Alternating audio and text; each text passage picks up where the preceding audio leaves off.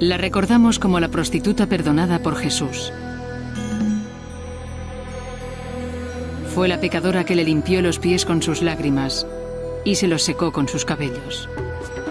Se llamaba María Magdalena. ¿Pero fue el personaje de María víctima de uno de los peores asesinatos de la historia? Pruebas recientes demuestran que Jesús no solo besó a María en la boca, sino que es probable que incluso la eligiera para transmitir su mensaje. Hoy esbozaremos un nuevo retrato de la prostituta más famosa de todo el mundo.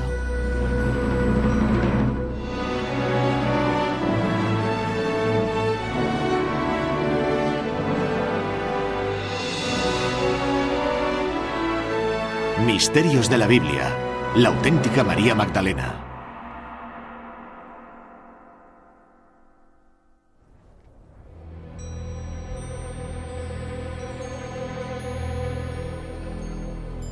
La historia de María Magdalena está íntimamente ligada a la de Jesús.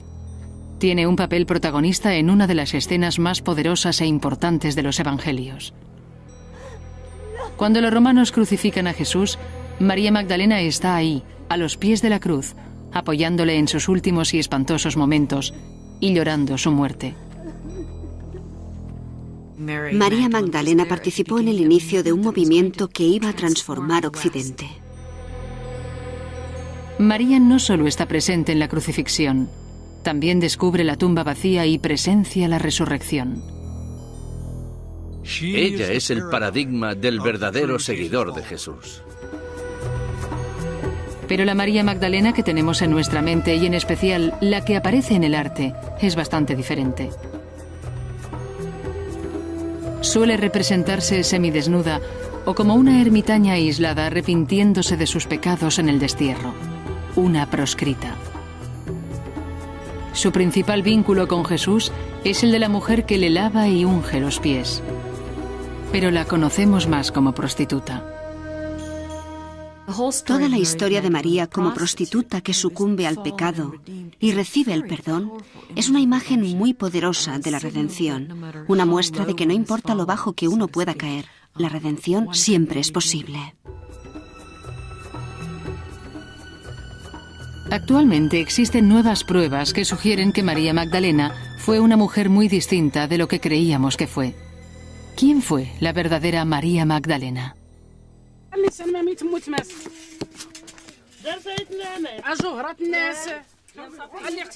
A pesar de que conocemos algo sobre la sociedad judía de la antigua Palestina de hace 2000 años, sabemos muy poco de María Magdalena.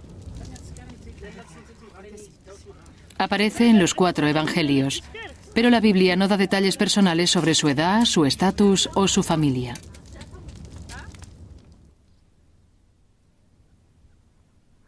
Su nombre, María Magdalena, nos da la primera pista sobre su verdadera identidad. Este sugiere que nació en una ciudad llamada Magdala. Sabemos que en la literatura antigua existe un lugar llamado Magdala. Evidentemente no aparece solo en el Antiguo Testamento, sino que también aparece en textos judíos. De hecho, aún existe un lugar llamado Magdala a 200 kilómetros al norte de Jerusalén, en las costas del mar de Galilea. El nombre completo de la ciudad era Magdala Tericaea. Magdala parece referirse a una torre y Tericaea significa pescado salado. Por lo tanto, el nombre completo sería la Torre del Pescado Salado.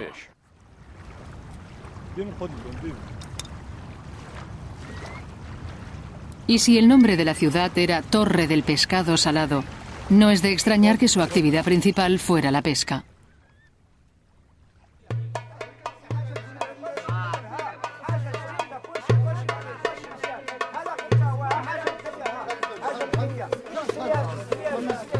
Como habitante de Magdala, María pudo haber trabajado en el mercado del pescado. Y si fue así, tuvo que ser una vida muy dura.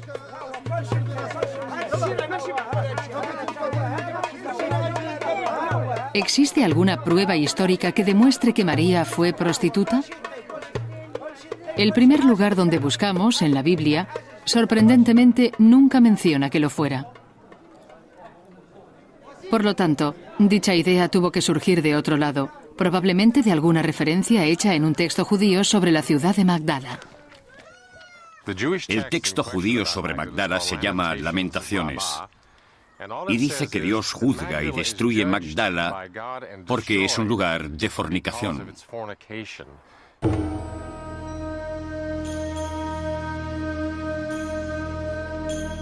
Esto podría explicar la mala reputación de María. Es posible que la descripción de Magdala como un lugar de fornicación originara la idea surgida en el cristianismo occidental de que María fue prostituta. Una serie de presiones sociales podrían haber causado el declive moral de María. Sabemos que existían burdeles por todo el Mediterráneo, y Galilea probablemente no era ninguna excepción. Formaba parte del Imperio Romano, quien cargaba muchos impuestos sobre las familias, y las mujeres solían pagar el precio más alto. La conquista romana y el gobierno del Imperio Romano habrían tenido un impacto bastante importante en Galilea. Económicamente habría supuesto la implantación de más y mayores impuestos sobre la población, lo que habría generado una mayor presión sobre las familias. Es fácil imaginar las consecuencias de dicho endeudamiento a medida que las familias se habrían empezado a desintegrar.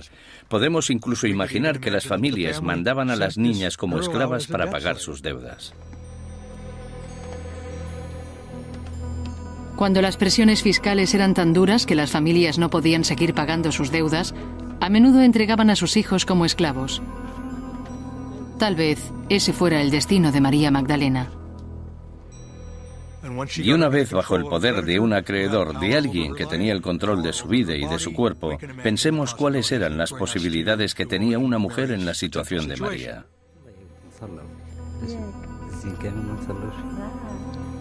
Con un trasfondo tan duro, nos resulta difícil imaginar que María podría haber sido prostituta. Pero el indicio es puramente circunstancial.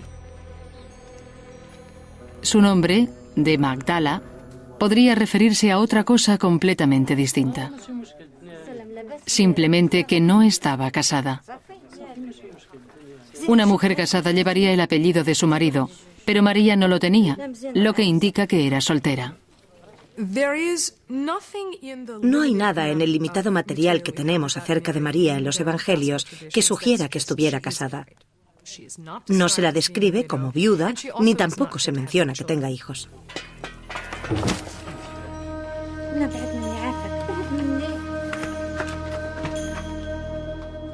Hace 2000 años se sospechaba de las mujeres solteras. Tal vez esto aislara a María, aunque no explicaría del todo su mala imagen. ¿Podría haber algo más en la vida de María que la convirtiera en una proscrita?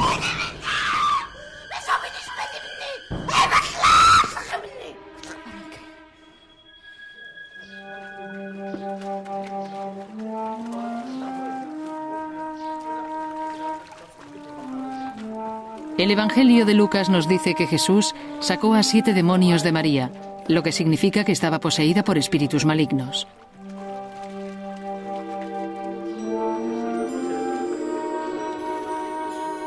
La historia comienza cuando Jesús predica y cura a las gentes de Galilea.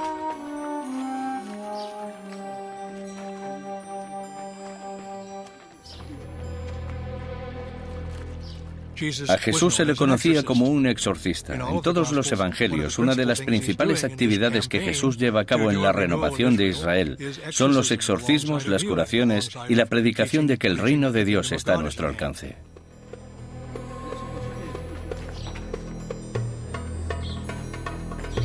En aquel entonces, el hecho de estar poseído se achacaba a un acto voluntario. Por eso María no despertaba demasiada simpatía con su problema. La gente creía que los demonios poseían a las personas que hacían cosas malas y que merecían ser poseídas, mientras que las personas buenas y virtuosas estaban a salvo de posesiones demoníacas. Muchas culturas entendieron la posesión como una especie de mensaje de Dios con el que te informaba de que habías hecho algo malo, y era necesario responder a ese mensaje con arrepentimiento o cambiando tu actitud o con un sacrificio en el templo, aunque también había algún remedio sobrenatural. En aquella época esto era lo que creía la gente. Pero expertos de hoy en día creen que las posesiones podrían haber sido una reacción ante intimidaciones y abusos. A menudo en estudios antropológicos se descubre que las mujeres jóvenes oprimidas con brutalidad no tienen ningún tipo de recurso y si intentan defenderse solo consiguen recibir más palizas. La única forma que tienen de defenderse de forma eficaz es adoptando una personalidad endemoniada.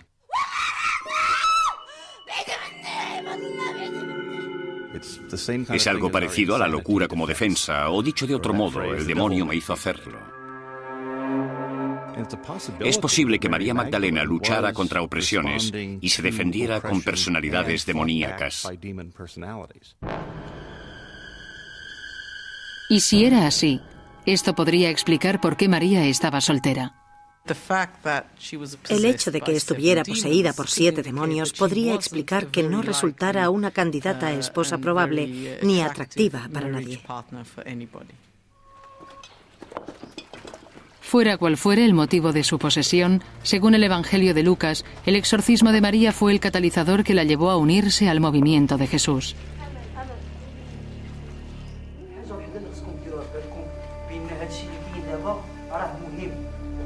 Como mujer soltera, María no tenía nada que perder dejando su hogar, y tal vez el mensaje de Jesús era justo lo que había estado buscando.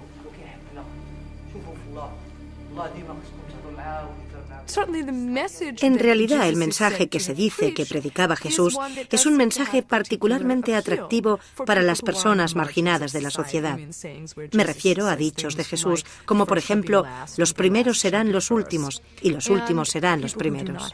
Y las personas que no tienen vínculos estrechos con la familia pueden sentirse atraídos por un movimiento que valora otros aspectos, además de las ataduras familiares. Las pruebas hasta el momento nos dan una imagen de María Magdalena que no se ajusta a la imagen de prostituta. Lo único que podemos aventurar es que fue una mujer marginada, probablemente soltera, poseída y sanada por Jesús y finalmente seguidora de éste.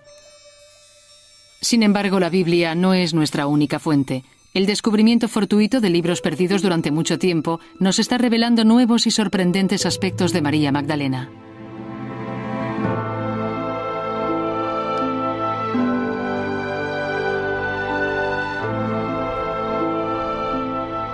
En el año 1945, en Nag Hammadi, al sur de Egipto, 2 hombres encontraron una tinaja de barro sellada. Con la esperanza de haber descubierto un tesoro, decidieron romperla para abrirla. Dentro descubrieron una gran cantidad de libros antiguos.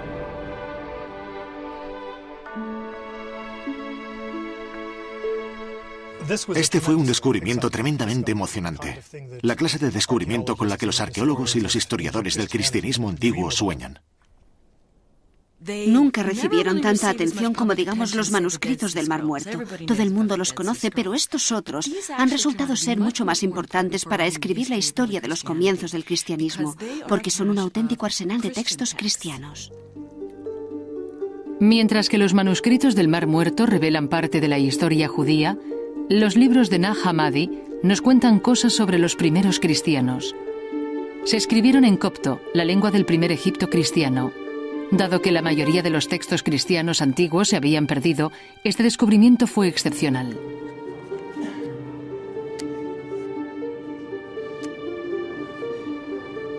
Stephen Emmel es un experto en copto y estuvo estrechamente involucrado en la restauración y en la traducción de los libros. Representan un corpus literario completamente nuevo sobre el primer período del cristianismo y nos abren una ventana a diferentes aspectos de ese primer mundo cristiano al cual no tendríamos acceso de ningún otro modo. El descubrimiento incluye el Evangelio de Tomás, el Evangelio de Felipe y los Hechos de Pedro. Ninguno de estos textos fue incluido en la Biblia porque no apoyan la doctrina cristiana, por lo que se consideran apócrifos.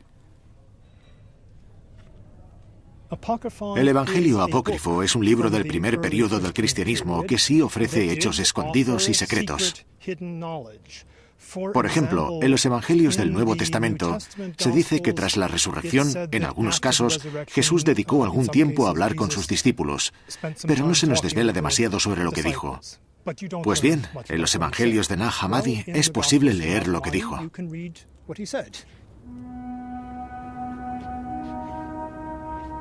A pesar de no estar en la Biblia, los expertos siguen creyendo que proporcionan ideas interesantes sobre la historia del cristianismo. Este es evidentemente el mayor interés de este tipo de literatura. La posibilidad de poder encontrar en estos textos apócrifos las tradiciones genuinas de Jesús que, por un motivo o por otro, no encontraron su camino hacia el Nuevo Testamento. Y por primera vez en centenares de años, había una fuente de información sobre María Magdalena.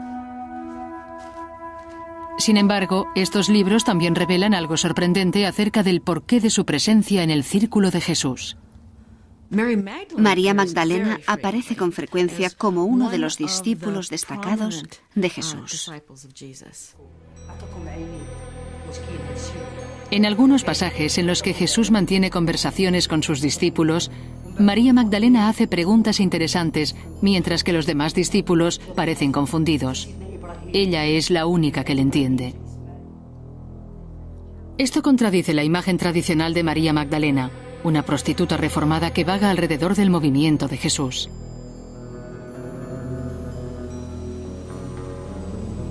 Pero las sorpresas no acababan aquí.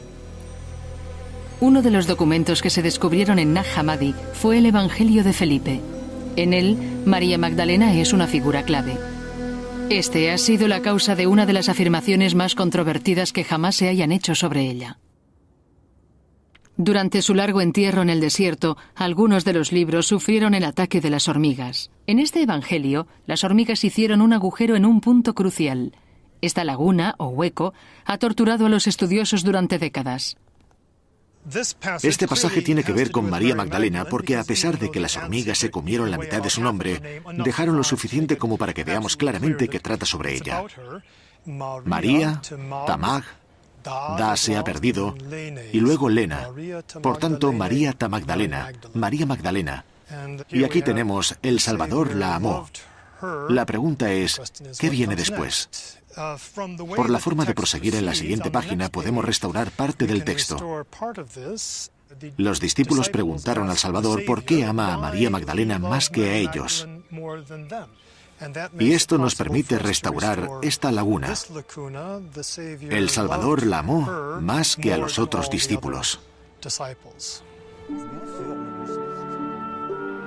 Esto implica que María y Jesús tenían una relación especial, que ella era su compañera favorita, más cercana que los demás discípulos. Los agujeros de las hormigas sugieren una conexión aún más íntima. Y él la besaba. Al principio de esta línea tenemos en su, y luego otra laguna. Y evidentemente este hueco, este texto desaparecido, ha sido objeto de muchas especulaciones por parte de los estudiosos. ¿Dónde la besaba exactamente? Lo más probable es que fuera en la boca. Es posible afirmar con seguridad que aquí dice esto gracias a la gramática cóptica y a la longitud del hueco.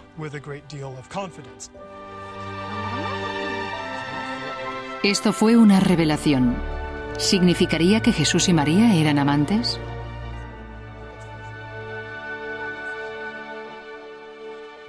Mi propia noción de quién pudo ser Jesús probablemente habría excluido relaciones realmente íntimas con cualquier persona. Él era alguien que ya vivía con un pie en el otro mundo y además la mayoría de sus contemporáneos que sucumbían a dichos comportamientos mundanos eran considerados hipócritas. Y no creo ni por un segundo que Jesús fuera un hipócrita.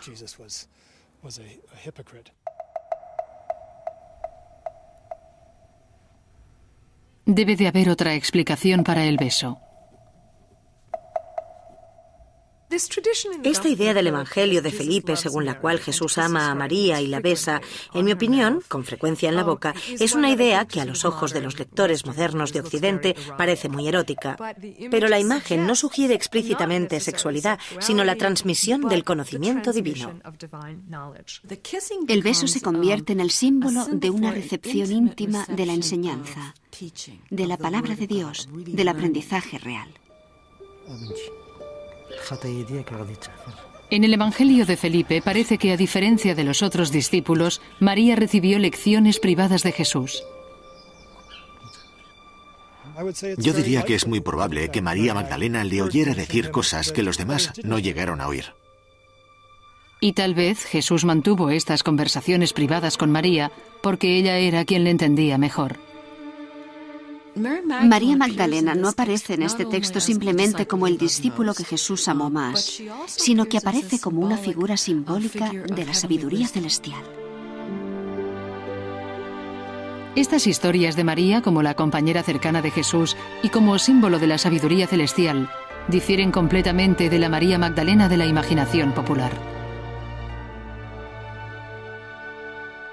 En ocasiones son tan distintas y representan formas de ver el mundo tan diferentes que el cristianismo tradicional ha afirmado que, de hecho, esta nueva visión no es cristiana. Estas controversias podrían explicar el significado más común de la palabra apócrifo. Apócrifo adquirió connotaciones muy negativas, especialmente si se compara con lo que llegó a ser la Biblia.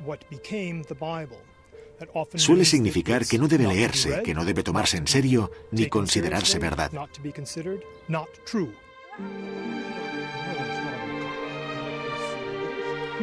Muchos consideran los contenidos de estos libros leyendas.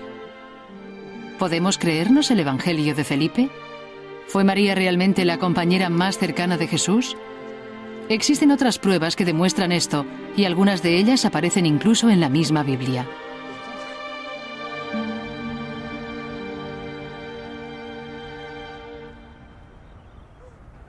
La Biblia afirma que María Magdalena estuvo presente en los dos momentos más importantes de la vida de Jesús. El Nuevo Testamento dedica muchas páginas a la historia sobre el arresto de Jesús, su juicio, la crucifixión y la resurrección.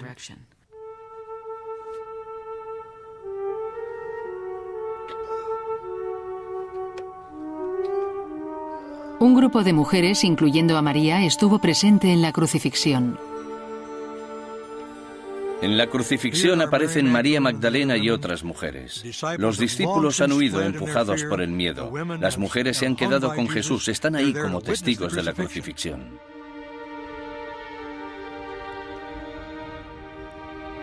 En algunos evangelios le observan horrorizadas desde la distancia. En otros, lloran a los pies de la cruz. El Evangelio de Juan dice que dieron de beber a Jesús e imaginamos que fue alguna de las mujeres, tal vez María.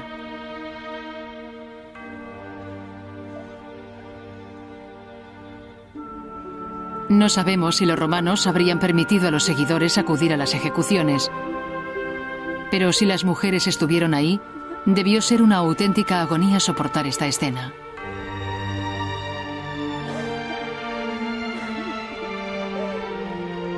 El sufrimiento de Jesús se prolongó y finalmente el hombre cuyas enseñanzas habían transformado la vida de María murió. Y tal vez muriera también su movimiento. Sin un líder, los seguidores podrían fácilmente haber caído en el desorden y el colapso total.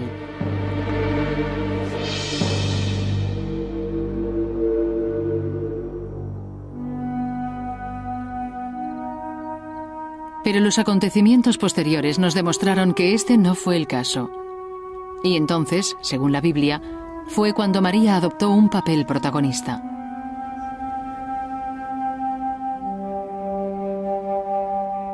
Después de su muerte, el cuerpo de Jesús fue enterrado en una tumba cavada en las rocas. Se nos ha contado que María Magdalena fue una de las mujeres que veló la tumba de Jesús. No resulta difícil imaginar la aflicción que debió sentir al ungir el cuerpo de su Mesías.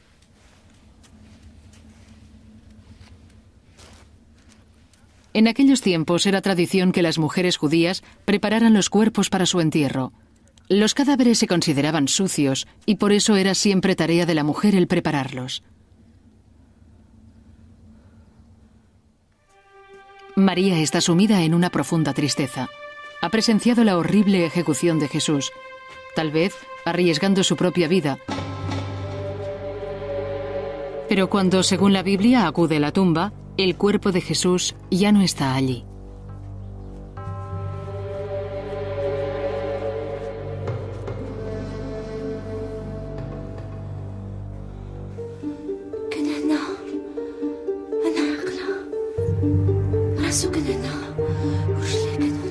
El mayor relato sobre el rol de María tras descubrir la tumba vacía lo encontramos en el Evangelio de Juan. María queda en estado de shock y corre al lugar donde se encuentran reunidos los discípulos para contarles lo sucedido.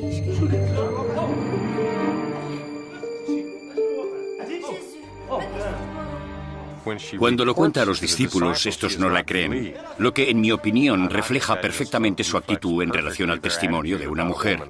Pensaron que simplemente estaba histérica o algo parecido y que no era necesario creer lo que decía. Es bastante comprensible que los discípulos se negaran a creer a María. Era una mujer, y yo añadiría, una mujer que hasta hacía muy poco se había considerado loca de atar.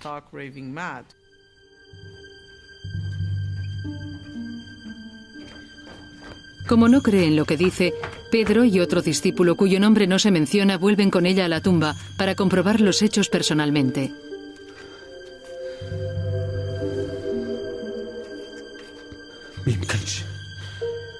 Al ver el lienzo con el que habían enterrado a Jesús abandonado en la tumba, Pedro reacciona con rabia y consternación. Pero el otro discípulo comprende lo sucedido y concluye que Jesús tiene que haber resurgido de entre los muertos.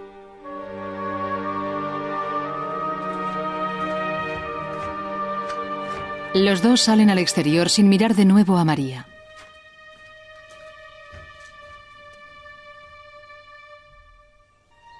Entonces sucede algo más extraordinario todavía. Es el mayor momento de María Magdalena.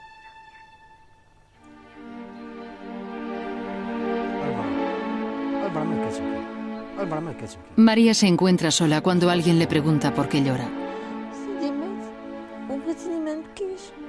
Ella cree que es el jardinero y responde: se han llevado el cuerpo de mi señor y no sé dónde está.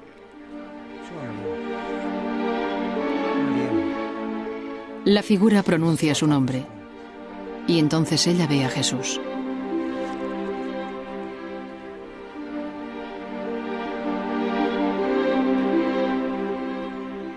María queda impresionada y dice: Maestro, y se avanza para alcanzarle. Pero él la detiene y le dice: no me toques. Su misión ahora es ir al encuentro de los demás y decirles que Jesús ha resurgido de entre los muertos. Es un momento asombroso. Jesús está de pie ante ella y aún así está más allá de su alcance.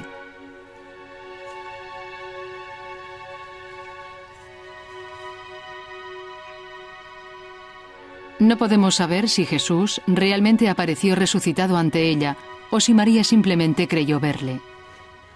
Pero fuera como fuere este momento, la experiencia de María hizo que el cristianismo tomara un nuevo rumbo. Se desarrolló un nuevo concepto que no tenía nada que ver con lo que Jesús había predicado. Se trata de la idea de que Jesús no murió, o dicho de otro modo, que murió pero que resurgió de entre los muertos porque era el Hijo de Dios, lo cual sugeriría que evidentemente no había motivo alguno para desintegrar el movimiento. Esta idea fue la idea de María Magdalena.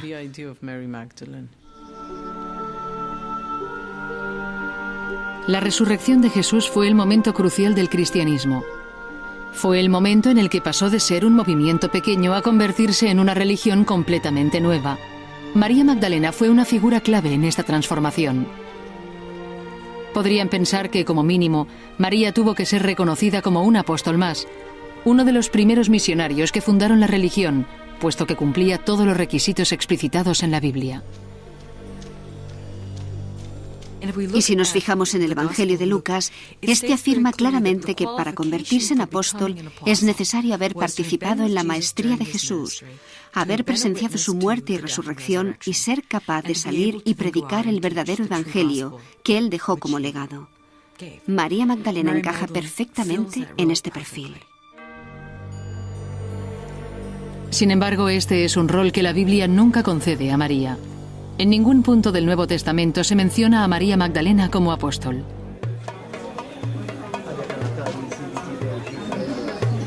Para descubrir el porqué, debemos volver a un texto apócrifo perdido durante mucho tiempo.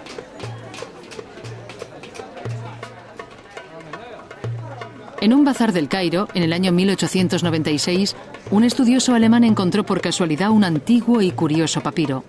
Tenía tapas de piel y estaba escrito en copto, la lengua antigua del primer Egipto cristiano. Pero los orígenes de este libro eran muy misteriosos. Desgraciadamente no sabemos casi nada sobre el descubrimiento del manuscrito. La historia que se contó en su momento fue que el manuscrito apareció en Akhmim, en el norte de Egipto, y que se había encontrado en un nicho en una pared. La ciudad de Akhmim era el hogar de una comunidad cristiana perseguida durante los primeros siglos. Por tanto, es probable que el documento fuera escondido por un monje mártir y hereje. Tras examinarlo con más detenimiento, el texto se reveló como algo realmente importante. Era el Evangelio de María. Al igual que los libros encontrados en Nag Hammadi, el Evangelio según María también se consideró un texto apócrifo.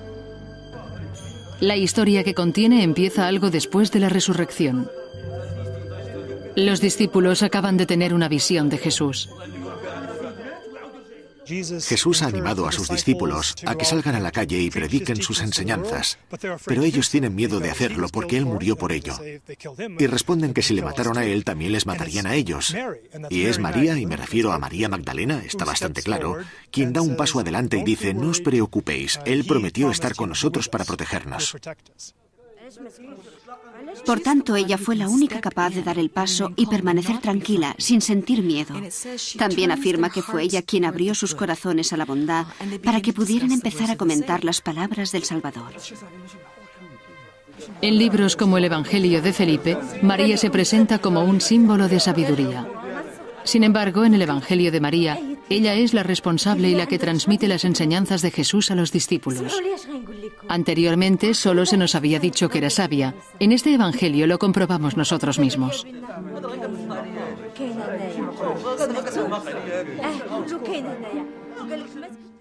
Llegados a este punto, Pedro pide a María que les explique algo de lo que pudiera haber escuchado y que los demás discípulos no supieran.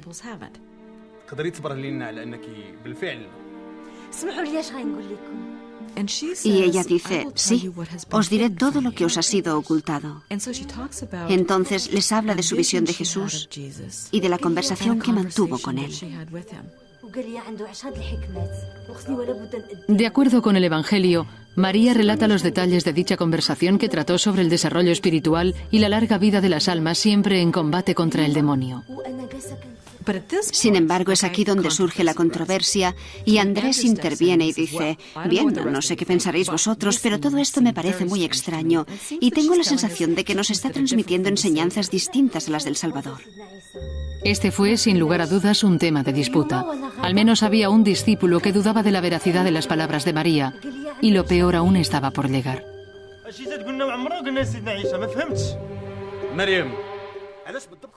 Entonces Pedro toma la palabra y dice: ¿se supone que ahora debemos escucharla a ella? ¿Habría hablado Jesús en privado con una mujer en vez de hacerlo abiertamente con nosotros? ¿La prefería a ella en vez de a nosotros?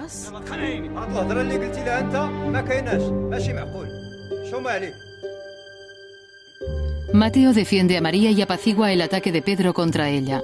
De acuerdo con el texto, el problema de Pedro era el hecho de que Jesús hubiera escogido a María y no a los demás discípulos para interpretar sus enseñanzas. Pedro ve a María como una rival al liderazgo del grupo.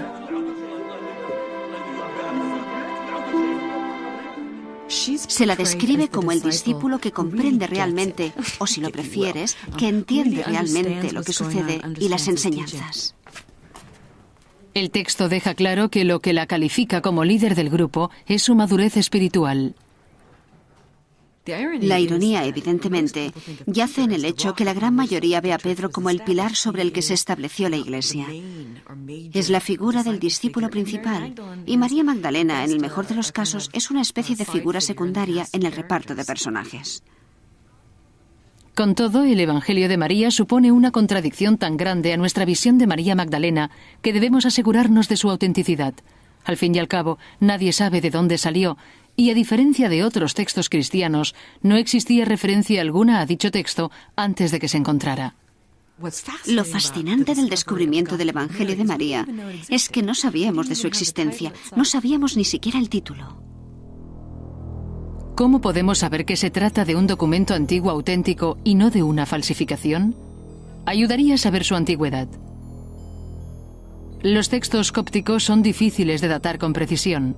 Sorprendentemente, se encontraron 2 fragmentos más del Evangelio en un montón de basura, y estos estaban escritos en griego, lo que facilitó la datación. Los fragmentos griegos pueden datarse basándose en su caligrafía. Esta indica que el Evangelio de María fue escrito probablemente a principios del siglo III o tal vez incluso en el segundo. En su calidad de experto en copto mundialmente reconocido, Stephen Emmel opina que es auténtico. Si alguien hubiera querido crear adrede esos manuscritos en tiempos modernos, habría necesitado una genialidad que, en mi opinión, simplemente no existe. Tendría que haber sido alguien capaz de fabricar papiros utilizando técnicas que se perdieron hace miles de años. Tendría que haber tenido un conocimiento del copto que fuera mucho más allá del conocimiento que los mayores especialistas en dicha lengua jamás hayan conseguido. Y tendría que haber construido un mundo entero que nadie más conociera con todo lujo de detalles. No es creíble que alguien pudiera conseguir tal falsificación. Si el Evangelio de María es verdadero, podría explicar la razón por la que María Magdalena desapareció de la Biblia. De un modo muy controvertido, este Evangelio muestra una imagen muy distinta de los discípulos. Uno de los aspectos absolutamente fascinantes del Evangelio de María es que nos obliga a replantearnos la historia del cristianismo. ¿Entendieron todos los discípulos a Jesús? ¿Le comprendieron y predicaron realmente la verdad? Todo esto puede parecer muy radical y tal vez, en mi opinión, hereje. Tal vez el Evangelio de María sea realmente demasiado radical. Presenta a María como la maestra y la guía espiritual de los otros discípulos. Ella no es simplemente un discípulo. Ella es el apóstol de los apóstoles. Hemos visto indicios de que María Magdalena no fue solamente la compañera más cercana de Jesús, sino también un líder, y con todo, seguimos conociéndola solo como prostituta. ¿Cómo pudo distorsionarse tan drásticamente su reputación? La autoría del Evangelio de María oculta una clave. María no escribió el Evangelio. De hecho, hacía tiempo que había muerto. Sin embargo, los expertos tienen una idea de quién pudo escribirlo. Yo me aventuraría a decir que fue una mujer. Creo que debemos asumir que fue escrito por alguien que pertenecía a una comunidad cristiana en la que las mujeres tenían un papel importante, pero en la que dicho rol estaba en disputa. El Evangelio de María surgió del modo en que los primeros cristianos se reunían y la creación de dichos grupos se perfiló en función de dónde se encontraban. Las primeras iglesias se reunían en casas y atraían a amigos y gente por el estilo. Comer juntos era una de las prácticas principales de estas comunidades. Y como las casas eran de dominio femenino, las mujeres jugaban un papel predominante dentro de esas comunidades. Las mujeres adquirían toda clase de rol, como apóstoles, maestras, cabezas de familia, parroquias, etc. En la carta de Pablo a los Corintios vemos, por ejemplo, que había mujeres profetas en las comunidades cristianas. Sin embargo, en el siglo II y en el III ya empezaron a surgir diferencias entre los grupos liderados por mujeres y los grupos liderados por hombres. Dentro de algunos grupos del primer período cristiano, María Magdalena se convirtió en una figura clave, una especie de figura prototipo y en especial de figura cristiana femenina.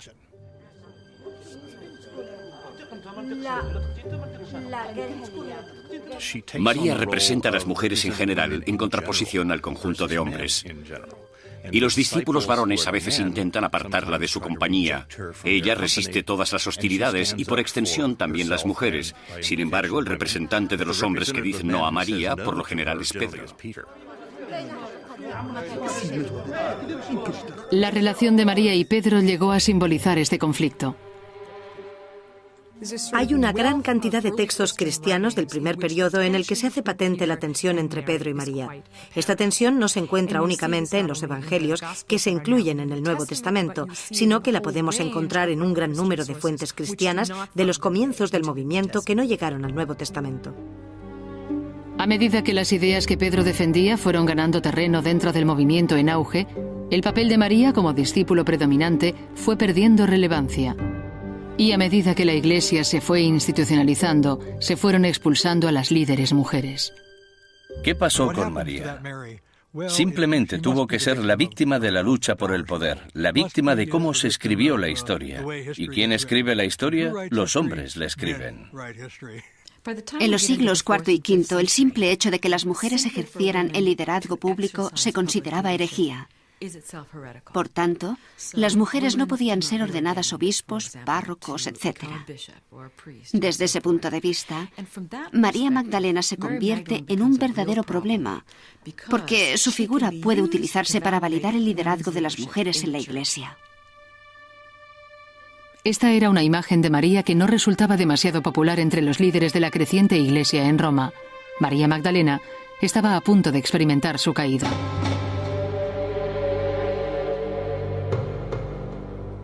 La Iglesia cristiana quería limitar la doctrina religiosa a la Biblia. Por lo tanto, tenía que deshacerse de todas las ideas no ortodoxas. Evidentemente, los libros de Nag Hammadi y el Evangelio de María formaban parte del problema y, por tanto, desaparecieron. Debemos suponer que en el siglo IV había gente que tenía esos libros y esos documentos. Los oficiales de la Iglesia predicaban entonces: no leáis esos libros, no los compréis. ¿Qué debían hacer con ellos? Tal vez algunos pensaran en tirarlos o en quemarlos. O tal vez alguien diría: los esconderé en alguna parte y quizás los recupere más adelante. Y si no los recupera, pues quedarán olvidados en el desierto. Sin embargo, esconder los textos no enterró a María Magdalena. No podían eliminarla de las historias de Jesús porque ya había aparecido como una de sus seguidoras en los 4 evangelios. Por tanto, tenían que encontrar otro papel para ella. Lo que necesitaban era una historia alternativa para María Magdalena. Por tanto, lo que presenciamos es la invención de la historia de María como prostituta, y en mi opinión no se trató de un acto sin malicia. De hecho, si examinamos con detenimiento la Biblia, descubrimos una verdad alarmante. El hecho de que María Magdalena pasara a ser conocida como la prostituta más famosa de todo el mundo tiene que ver con cierta lectura de los evangelios. Hay muchas mujeres con el nombre de María en los evangelios y, desgraciadamente para María Magdalena, ella es una de tantas. Esto hizo posible que la recolocaran erróneamente en otro papel, en el papel de la mujer pecadora que nos es tan familiar. Lo que vemos es que la mujer que ungió a Jesús en Lucas 8, que recibe el nombre de la pecadora, unge a Jesús con su perfume y le seca los pies con sus cabellos mientras llora. Esta María se asocia luego con la María del Evangelio de Juan, que es la hermana de Marta y la que prepara a Jesús para su entierro. Esta María se confunde de nuevo con María Magdalena, con lo que María Magdalena se convierte en la pecadora que ungió a Jesús. Y de ahí solo hay un paso hasta identificar a María Magdalena con todas las pecadoras sin nombre que aparecen en los Evangelios. La cuestión era que si se trataba de una mujer, ¿qué clase de pecadora podría ser? Y decidieron que sería una prostituta, porque ese es el pecado típico que cometen las mujeres.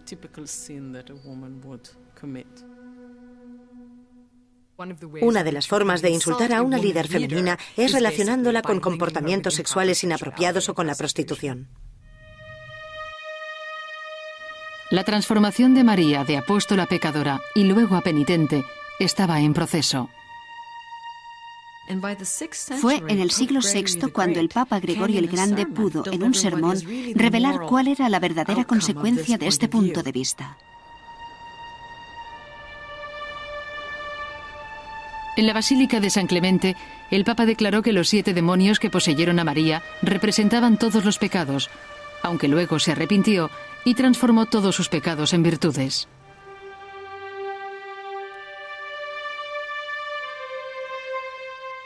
Así, María Magdalena, la apóstol principal, se convierte en María Magdalena, la prostituta arrepentida. María Magdalena tenía un nuevo rol.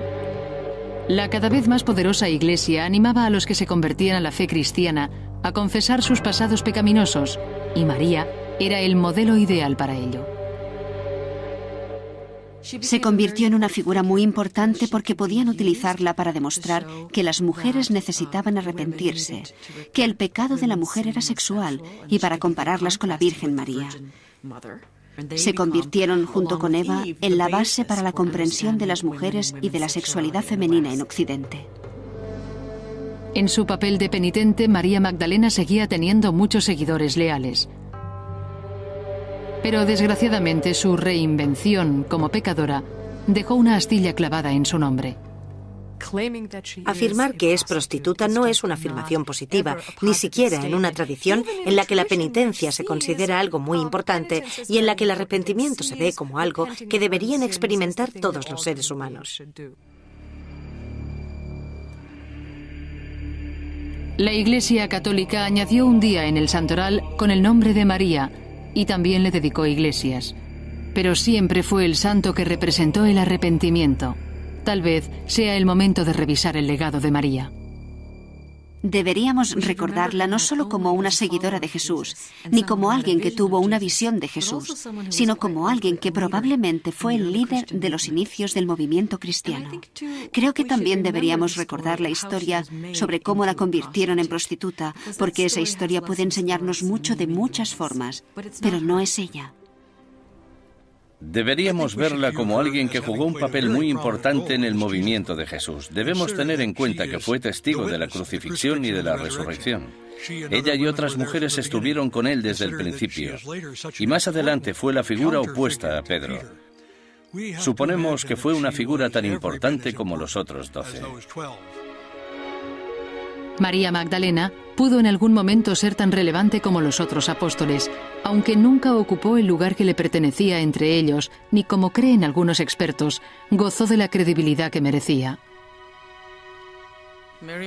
María Magdalena es una mujer realmente extraordinaria, porque fue ella quien, en mi opinión, por sus propios medios, trajo la luz y sacó adelante el movimiento cristiano.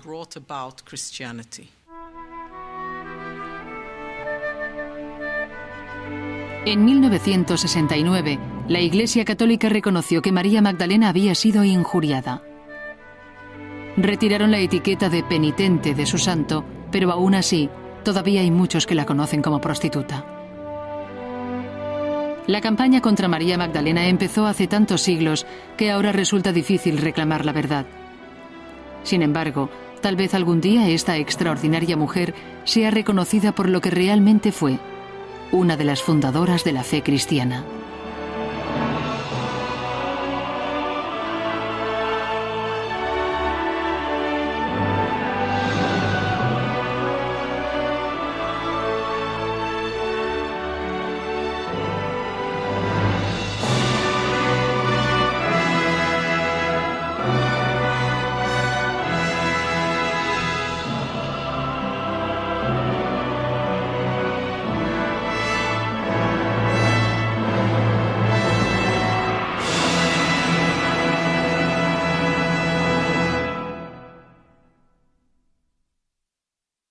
De Magdala como un lugar de fornicación originara la idea surgida en el cristianismo occidental de que María fue prostituta.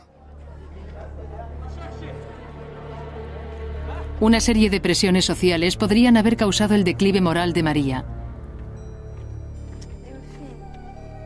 Sabemos que existían burdeles por todo el Mediterráneo, y Galilea probablemente no era ninguna excepción. Formaba parte del Imperio Romano, quien cargaba muchos impuestos sobre las familias, y las mujeres solían pagar el precio más alto. La conquista romana y el gobierno del Imperio Romano habrían tenido un impacto bastante importante en Galilea. Económicamente habría supuesto la implantación de más y mayores impuestos sobre la población, lo que habría generado una mayor presión sobre las familias. Es fácil imaginar las consecuencias de dicho endeudamiento a medida que las familias se habrían empezado a desintegrar. Podemos incluso imaginar que las familias mandaban a las niñas como esclavas para pagar sus deudas. Cuando las presiones fiscales eran tan duras que las familias no podían seguir pagando sus deudas, a menudo entregaban a sus hijos como esclavos. Tal vez ese fuera el destino de María Magdalena. Y una vez bajo el poder de un acreedor, de alguien que tenía el control de su vida y de su cuerpo, pensemos cuáles eran las posibilidades que tenía una mujer en la situación de María.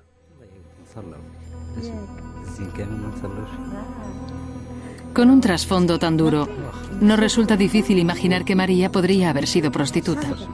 Pero el indicio es puramente circunstancial.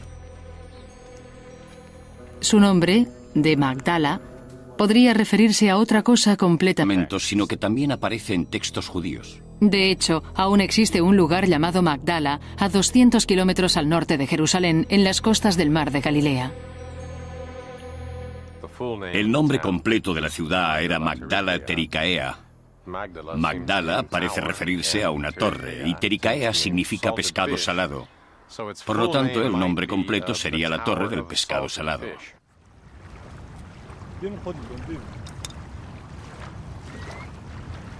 Y si el nombre de la ciudad era Torre del Pescado Salado, no es de extrañar que su actividad principal fuera la pesca.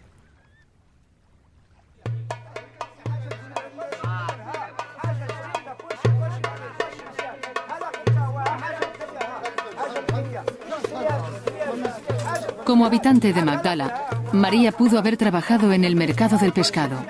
Y si fue así, tuvo que ser una vida muy dura.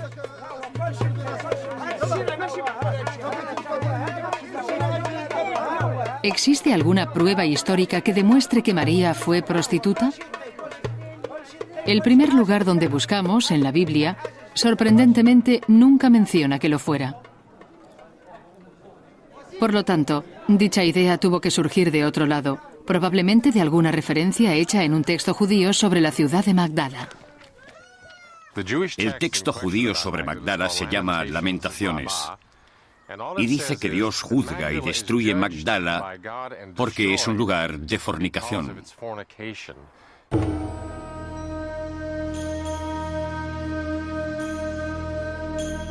Esto podría explicar la mala reputación de María.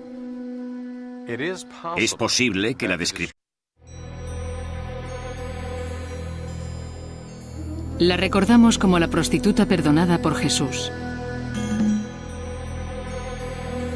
Fue la pecadora que le limpió los pies con sus lágrimas y se los secó con sus cabellos. Se llamaba María Magdalena. ¿Pero fue el personaje de María víctima de uno de los peores asesinatos de la historia?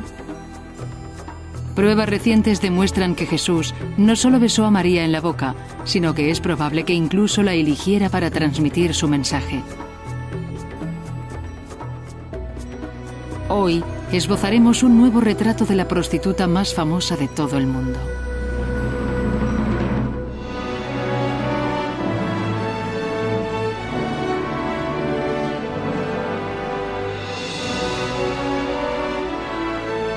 Misterios de la Biblia. La auténtica María Magdalena.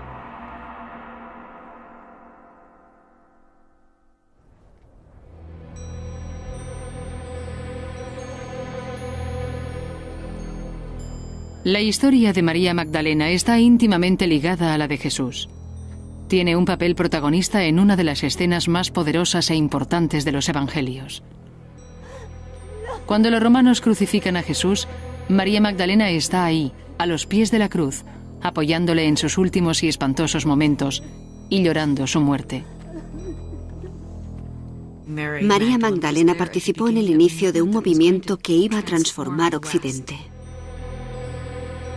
María no solo está presente en la crucifixión, también descubre la tumba vacía y presencia la resurrección.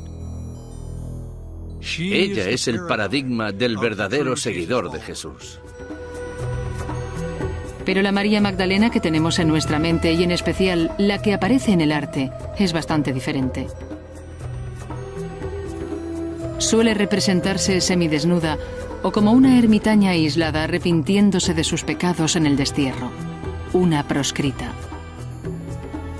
Su principal vínculo con Jesús es el de la mujer que le lava y unge los pies, pero la conocemos más como prostituta. Toda la historia de María como prostituta que sucumbe al pecado y recibe el perdón es una imagen muy poderosa de la redención, una muestra de que no importa lo bajo que uno pueda caer, la redención siempre es posible. Actualmente existen nuevas pruebas que sugieren que María Magdalena fue una mujer muy distinta de lo que creíamos que fue. ¿Quién fue la verdadera María Magdalena?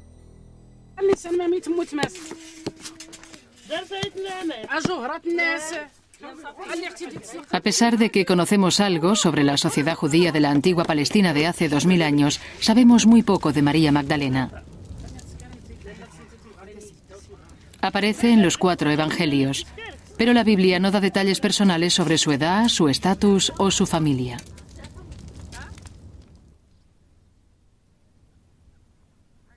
Su nombre, María Magdalena, nos da la primera pista sobre su verdadera identidad. Este sugiere que nació en una ciudad llamada Magdala. Sabemos que en la literatura antigua existe un lugar llamado Magdala. Evidentemente no aparece solo en el Antiguo Testamento. Distinta. Simplemente que no estaba casada. Una mujer casada llevaría el apellido de su marido, pero María no lo tenía, lo que indica que era soltera. No hay nada en el limitado material que tenemos acerca de María en los evangelios que sugiera que estuviera casada. No se la describe como viuda, ni tampoco se menciona que tenga hijos.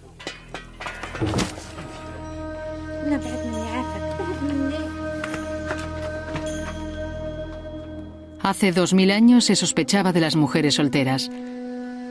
Tal vez esto aislara a María, aunque no explicaría del todo su mala imagen. ¿Podría haber algo más en la vida de María que la convirtiera en una proscrita?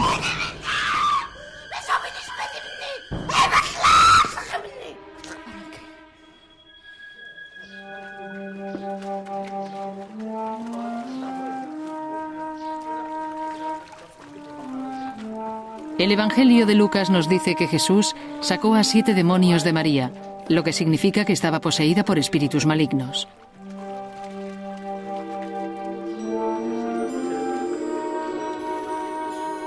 La historia comienza cuando Jesús predica y cura a las gentes de Galilea.